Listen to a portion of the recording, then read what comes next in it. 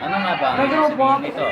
Ang bawat tao ay may karapatan na makakuha ng tama at malinaw na impormasyon upang tayo ay makagawa ng tamang desisyon sa ating mga buhay. Halimbawa, kapag may mga balitang kumakalat tungkol sa bagyo, kalusugan ng pangyayari sa bansa, kailangan nating alamin kung totoo at mula sa pinag-uunang source. Mahalaga ang tumpak na impormasyon upang maiwas ng pagkakataon at depende po ano. Kapag tama ang impormasyon, mas magiging responsable tayong mga kapatid. At narito ang mga ilang paraan. Una, mag-fact check muna bago maniwala. Pangalawa, basahin ang buong balita, wag lang ang headline.